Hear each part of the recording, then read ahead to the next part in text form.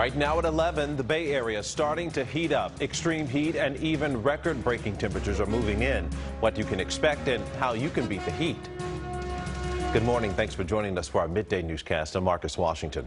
Well, as those temperatures hike up in this heat wave, well, it's set to strain the power grid and add to fire danger. We have team coverage for you this morning, tracking the hot weather moving in and the potential for increased fire dangers as we look forward to the weekend. I want to start with meteorologist Kari Hall. So, Kari, what can we expect for the rest of this week?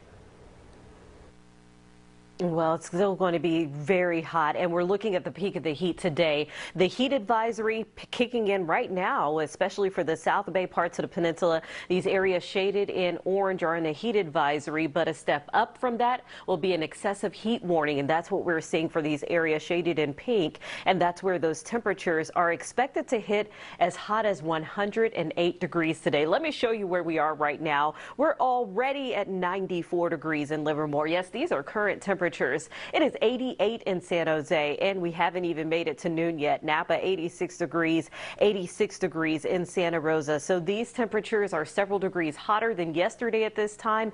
Make sure you're taking care of yourself, drinking lots of water. You're setting the thermostat to 78 so that we are not putting a strain on the grid. Use those cooling centers. Take care of also your pets as well, and make sure you're watching out for the kids and the elderly as well as anyone else who may not have air conditioning. We'll talk about the records that may be set. That's coming up in just a few minutes. All right, thanks, Kari.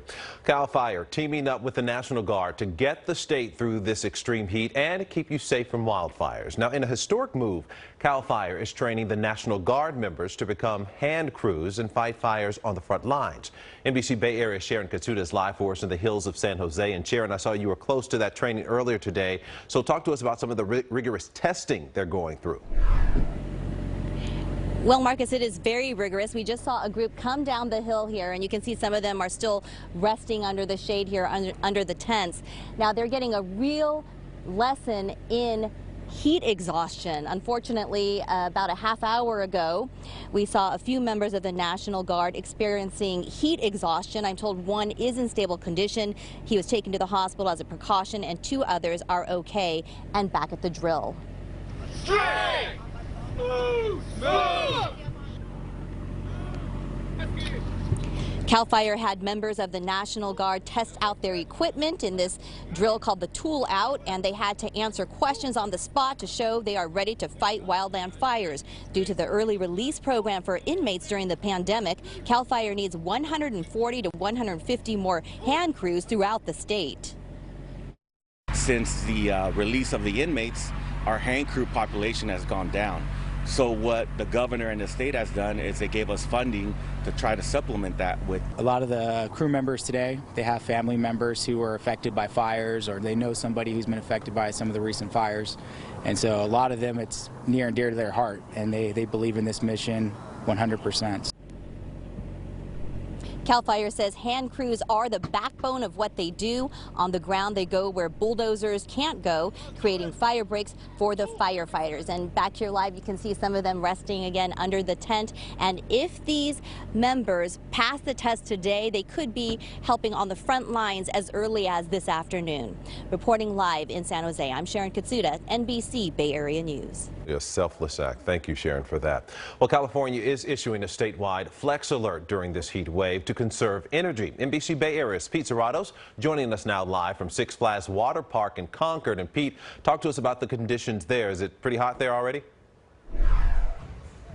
Oh, yeah, we're already, I believe, in the 90s, so it is getting hot out here. You're seeing folks here at Six Flags Hurricane Harbor Water Park trying to beat that heat or survive that heat with these triple-digit temperatures well on the way here in the Concord area. And the state, of course, is issuing this flex alert. Now, the purpose is to reduce stress on the power grid, so that's going to be from 5 p.m. to 10 p.m. tonight, and during this time, try to keep that thermostat at 78 degrees or higher. Of course, that's if health permits. Avoid using any major appliances, and of course, unplug any unused items. Now, Six Flags is obviously operating at full capacity, and a spokesperson tells me he wants folks to have fun in a cool and safe way.